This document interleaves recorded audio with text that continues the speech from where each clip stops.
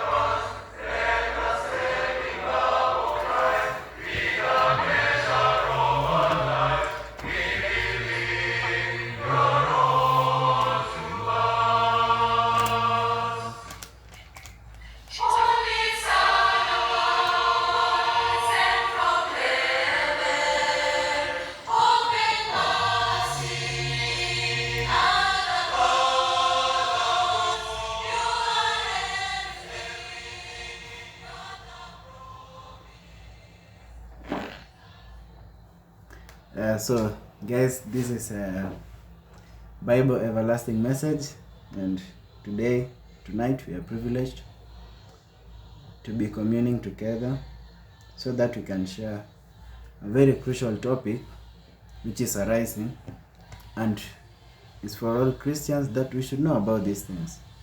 We should know about these things because it's what affects the church, and it's also what affects our spirituality. And even when we want to inherit the kingdom of heaven, this also what's going to affect our spiritual matters. Say that when we are going to heaven, then we should have knowledge concerning these things. And so today we are going to look about the controversy. And when I talk about controversy,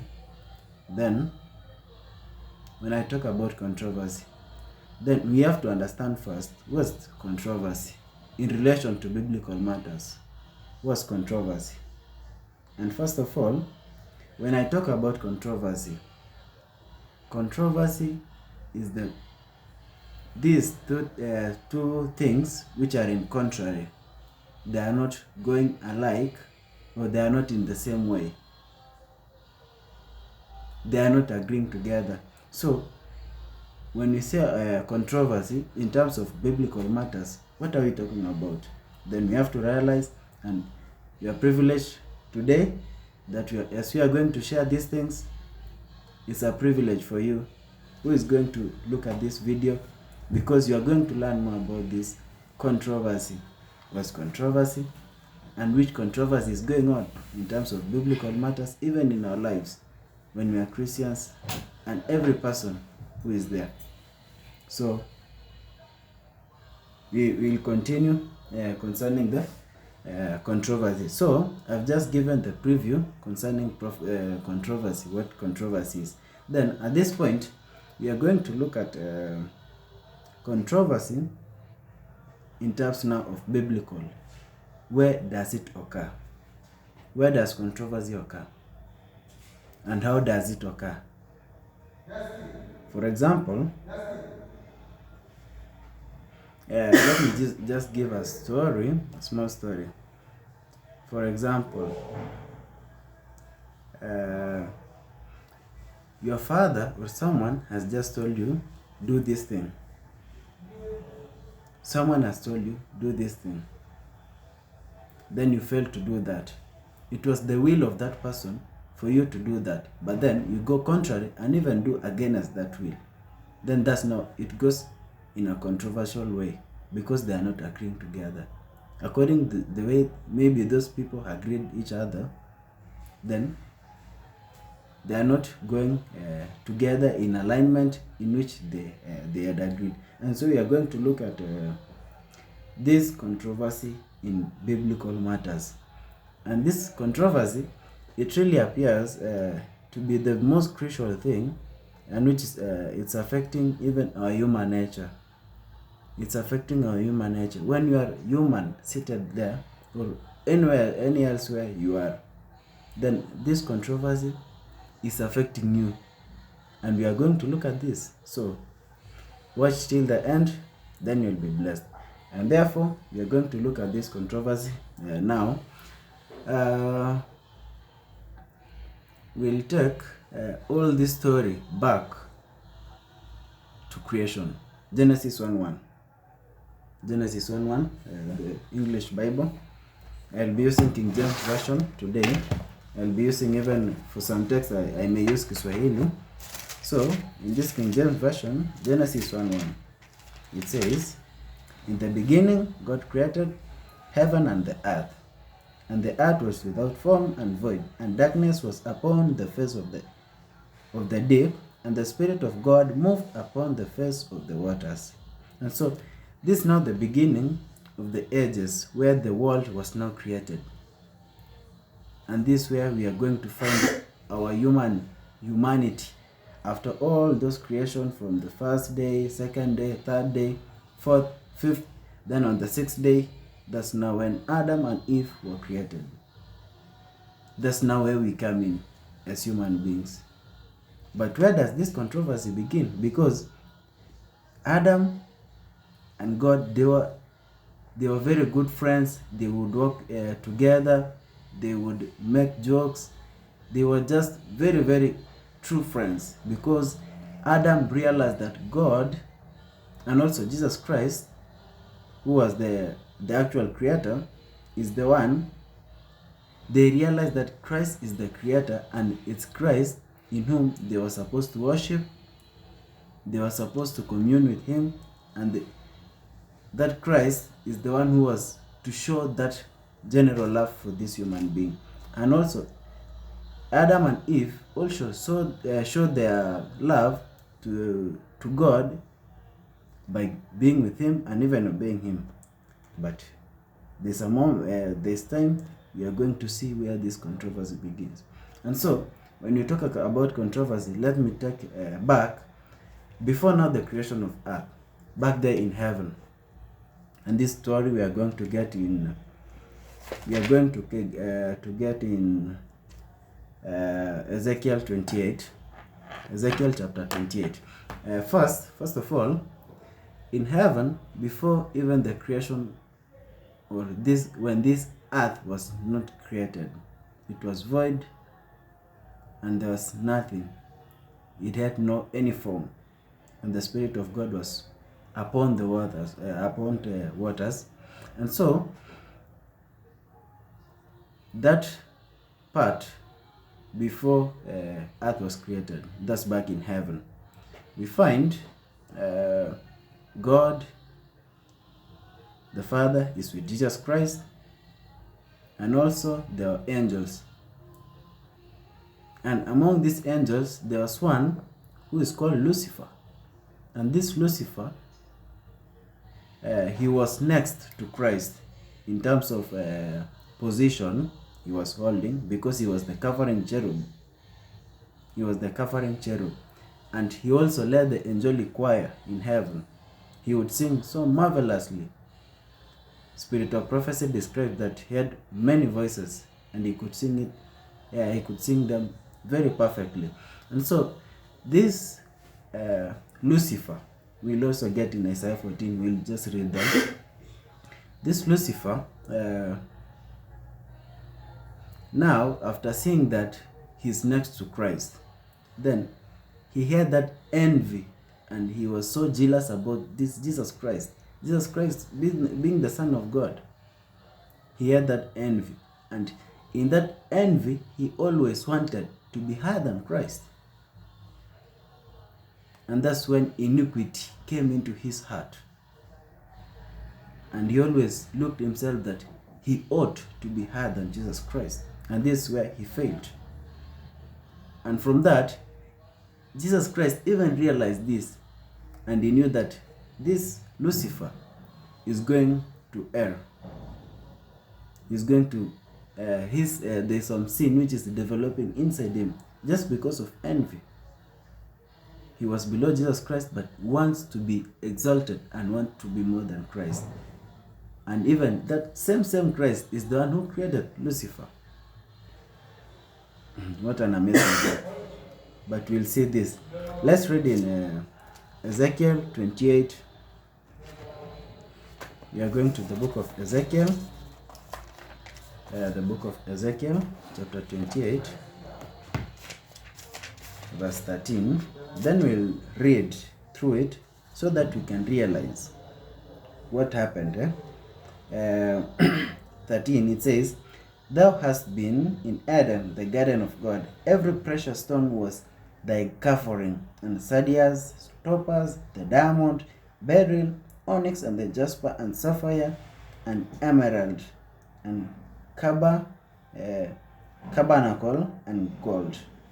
The workmanship of thy tabrets, of thy pipes, was prepared in thee in the day that thou wast created." This is now describing of how Lucifer was beautifully created. Lucifer was very beautiful in terms of his appearance and even the substances made of his body. Sapphire, jasper, gold, those are very precious stones. 14, "Thou art the anointed cherub that covereth, and I had set thee so. Thou wast upon the holy mountain of God, and hast walked upon up and down in the midst of the stones of fire." This still describing Lucifer being he was the anointed cherub who was covering, and he was walking up and down the mountain of God, that's heaven. "Thou wast perfect in thy ways." Lucifer was perfect in his ways. "From the day that thou wast created, till iniquity was found in thee." This iniquity now is what I just explained, that he envied Jesus Christ and wanted to be higher than Jesus Christ in the position. And this is where he failed. And now this led him to make some motions in heaven, and even convinced some of angels, telling them that no, this is not the way the government of God should be. Jesus is not fair, or God is not fair, mainly describing or because Lucifer wants to hate Jesus Christ, then he was trying to manipulate some things that will make Jesus Christ is faulty in his way of leading. And so he manipulates some words. Oh, Jesus Christ is not fair, he's not doing like this, he's not doing like this, and those problems made that sin in him become more mature and even in influence a third of angels. We are also going to see that in influence many angels in heaven until they followed this path and even left the statutes and even the laws of what was to be supposed to be followed in heaven. And this is where they failed. And so when this iniquity came into him, then I'll pose some question there. Why didn't God just kill Lucifer, that's Satan, after he had just realized that this Satan is going to make some sin? I know it can be some tough question, but it can easily be answered. First, God wanted God wanted the sin which was in Lucifer to be fully matured. Why? So that he could come and know the consequences of sin which he had made.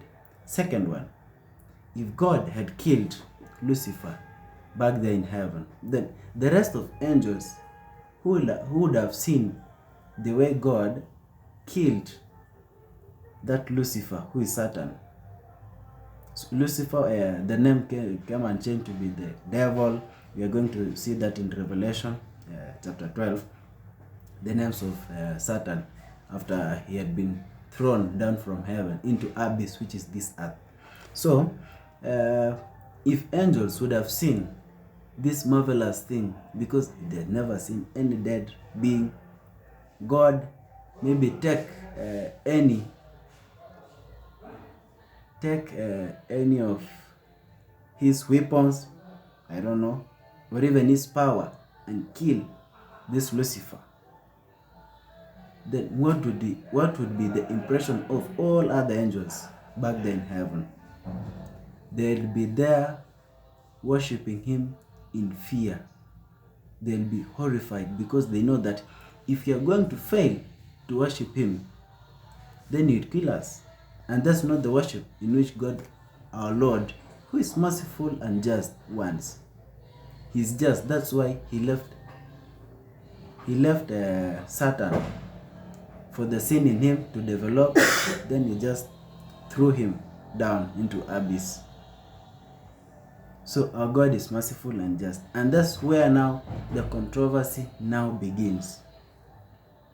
When Satan was thrown down into the abyss, which is earth, then that's now when we find, after he had been thrown down, then God, the Godhead, made that plan of making or creating the earth.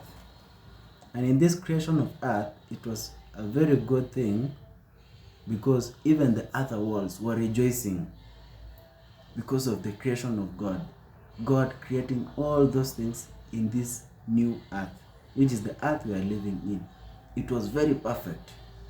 Everything that God had made was perfect. Light, plants, animals, human beings, they were perfect. And Lord said, indeed, these things are good and perfect. And that's where we find in Genesis chapter 1. But let's look where these things begin. When you come to Genesis chapter 1,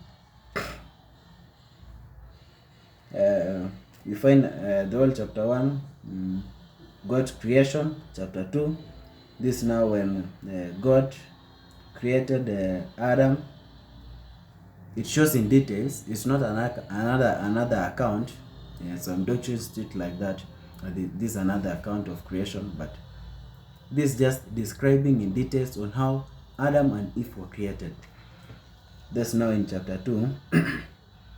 Then when you go to chapter 3, this is not the deception of the Satan, where it comes in, because he had already been thrown from heaven. This is now where deceptions come in. Chapter 3 verse 1, now the serpent was more subtle than any beast of the field which the Lord had made. And he said unto the woman, yeah, had God said, ye shall not eat every tree of the garden? This is not referring to the commandment or the law which God had told Adam and Eve. That tree which is in the middle of Garden of Eden, do not eat. Because when you are going to eat, then surely you will die. Then now serpent, who is the Satan, now uses this serpent to trick Eve. In fact, this serpent now is talking to woman, who is Eve.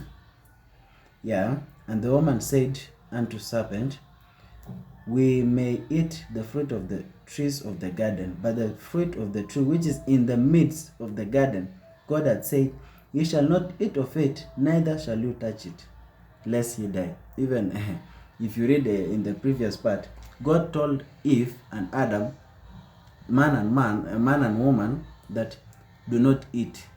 But now Eve, in this place, comes and adds her quote, or how should I say, her thought, that ye shall not touch it.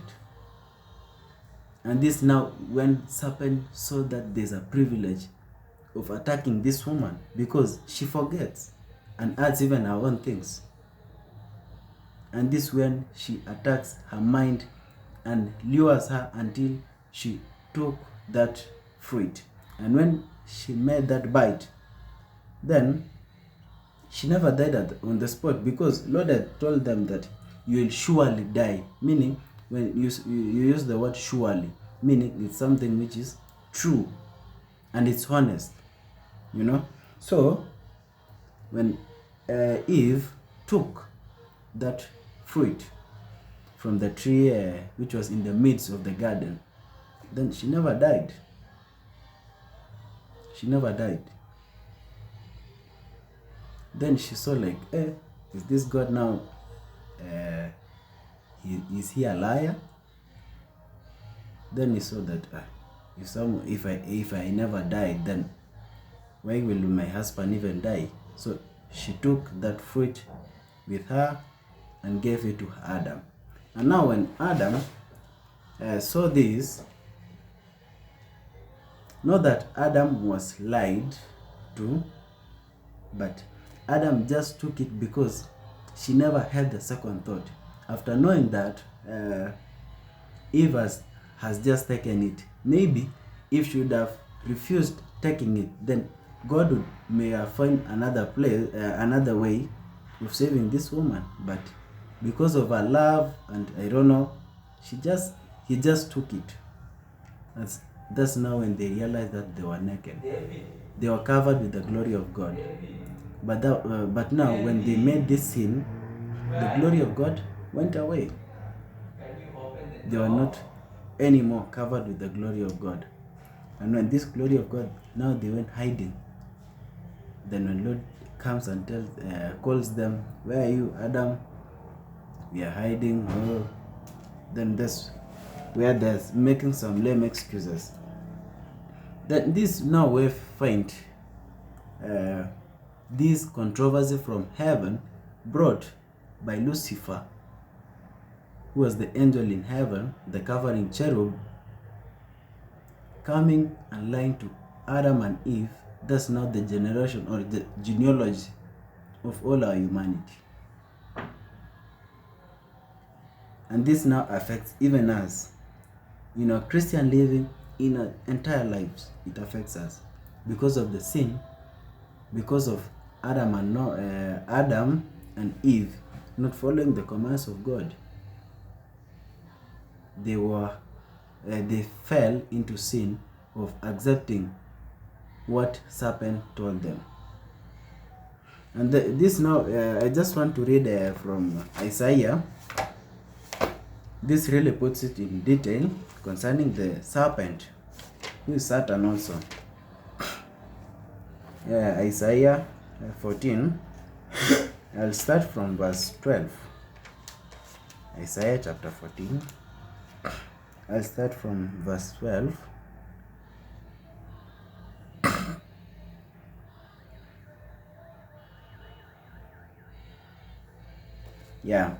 From verse 12, it says, "How art thou fallen from heaven, O Lucifer?"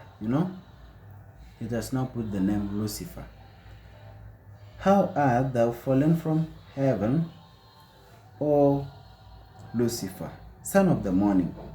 How art thou cut down to the ground, which didst weaken the nation?" 13.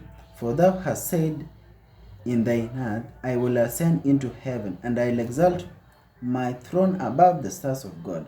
I'll sit also upon the mount of congregation in the sides of the north. I'll ascend above the heights of the clouds. I'll be like the Most High. Yet thou shalt be brought down to hell, to the sides of the pit. They that see thee shall narrowly look upon thee and consider thee, saying, Is this the man that made the earth to tremble, that did shake kingdoms?" This now the Satan's work. When Satan will be looked upon, then it will be like, is this now the man who trembled the whole earth? Now Satan is trembling the whole earth, and that's what's happening. And even shaking the kingdoms, giving out deceptions in every corners of this earth, the four corners of the earth. That's everywhere in earth. Deceptions of Satan, who is Lucifer. And that's now where we find this great controversy. Satan is really mainly hitting where he finds Christ is domaining or just reigning there. Then the work of Satan is to enter into that place. Maybe it's a particular group of people, then wants to hit those people hard, because Satan never likes Christ. And that's we are going to see that. We are just going to see that in Revelation. We human beings have been involved in this since creation, when Adam and Eve fall into this sin after being seduced and even being persuaded by the serpent, and they fall into sin. This really impacting us in this human life, because of all this suffering. We are not to suffer. It was not the plan of God for us to suffer, but because of these deceptions of Satan, then we found suffering. Since that time, when men fall into sin, there's been suffering. And it has really impacted unto us in a very big way. So, when you talk about Lucifer or the Satan, when he sees the laws of God, he really wants to hit them, because he knows that when you follow the laws of God, then you are with God. But when you are against the law of God, then you are not of God. And these laws of God are laws of Jesus Christ also. And that's why I was saying that devil never likes Jesus Christ. And he's never happy when he sees, he's never happy when he sees Christ, because of that competence he wanted with him in heaven. But he just forgot that it was Christ who created him. So let's look in Revelation chapter 12. Revelation chapter 12. This is a very great message. It's a very great message, and we are going to look at it very fast. This looking, I'll read all of it. 12 verse 1. Revelation 12 verse 1. And there appeared a great wonder in heaven, a woman clothed with the sun and the moon under her feet, and upon her head a crown of 12 stars. And she, being with child, cried, travailing in birth, and pain to be delivered. And there appeared another wonder in heaven, and behold, a red dragon. This is now where my emphasis is going to be. A red dragon, having 7 heads and 10 horns, and 7 crowns upon the head. And his tail drew a third of part of stars of heaven, and did cast them to the heaven. And we are going to see all the interpretation of this, the meanings of these stars. Who is this red dragon? Then 4 continues, and his tail drew a third of part of stars of heaven, and did cast them to the earth. And the dragon stood before the woman, and was ready to be delivered, which was ready to be delivered, for to devour her child as soon as it was born. And she brought forth a man child. This woman now brought forth a man child, who was to rule all nations with a rod of iron. And her child was caught up unto God, and to his throne.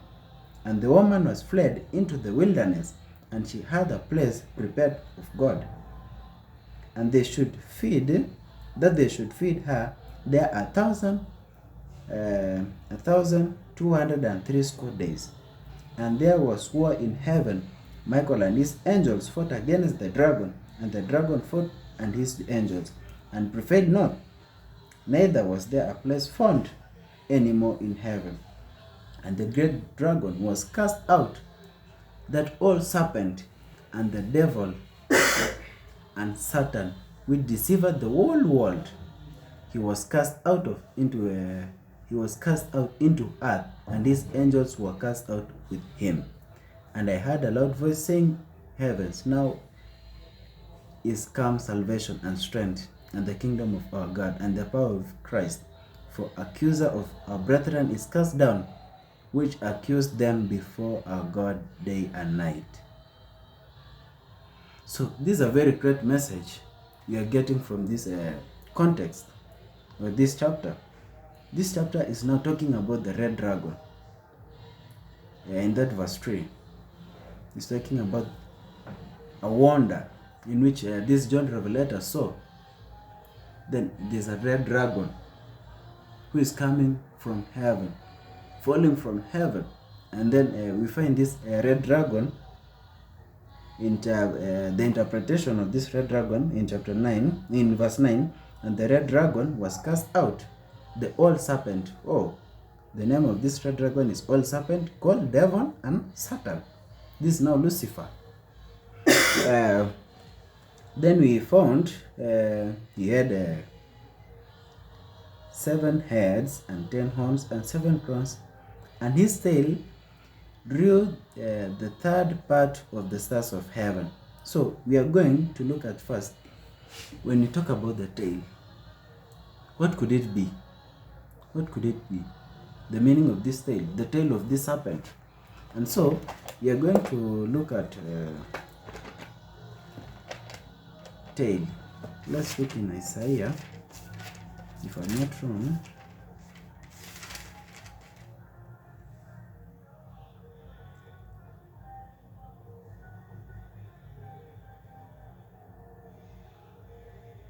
Yeah, Isaiah 9. Isaiah 9. I have 2 Bibles. That's for Swahili and this one King James Version for English. Isaiah 9 verse 16.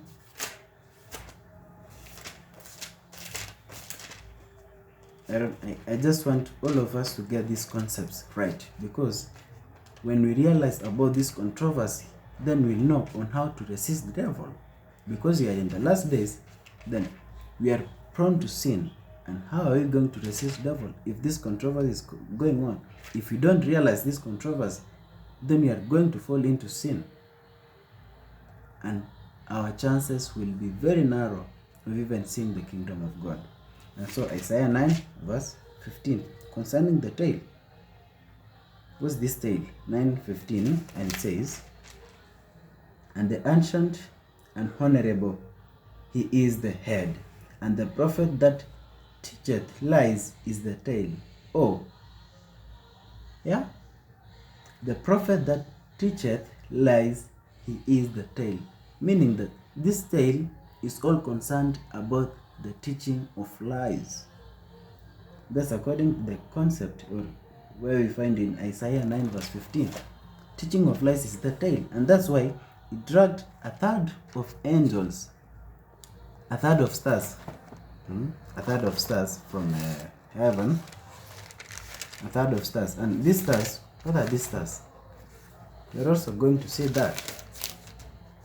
A third of stars. Yeah.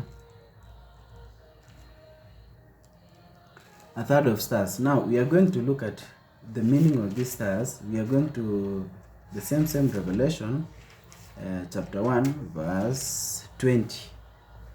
Revelation 1:20. Then we'll know this. When we talk about stars, what does it mean? Revelation 1:20 it says the mystery of 7 stars which thou sawest in my right hand, and the 7 golden candlesticks. The 7 stars are the angels. Oh, 7 stars are angels. So these 7 stars we are talking about in Revelation chapter 12, in which the tail of that dragon dragged. Now we found that the tail is the deceptions and the lies. Those are now the lies of Satan, which dragged, meaning these angels were really persuaded by Satan, and that's why he followed them, or these angels followed him, and that's why they were dragged, because they kept his deceptions. And that's not the meaning of these stars. And we find that there's this woman who wants to bear a child. She wants to give birth. She was in labor pains. And so this dragon was just waiting for this woman to deliver the child, so that this dragon will eat the child, or this baby. But the Lord is gracious enough, and that he took the baby and lifted up upon the thrones. And the woman was fled into the wilderness, and where Lord kept her there and fed her for those 1260 days. We'll not go into details concerning that, because that was not part of the topic. But there's another time we are going to look into that. And so we find that, why does this serpent want to eat this woman? This woman now is the church, and this child is Jesus Christ. And that's why I was saying that this controversy is between Jesus Christ and the devil, not any other person. And if you have Jesus Christ, then devil is not at peace. He just wants you to leave this Jesus Christ. And that's when he will win you into his side. And when we just realize this controversy, then we are at safe hands. Let's look at an example, because I'm done about when you just hear about the controversy. This Jesus Christ, for his just mercy and love, and the dragon, who is never fair, who is just envious about Jesus Christ and always wants human beings to perish. Let's look at this, John 3:16. For God so loved the world that he gave his only begotten Son, that whoever believes in him will not perish but have everlasting life. Jesus coming to die for us is because of the sin that serpent led Adam and Eve into back there in Adam. And how can we compare the Christian life?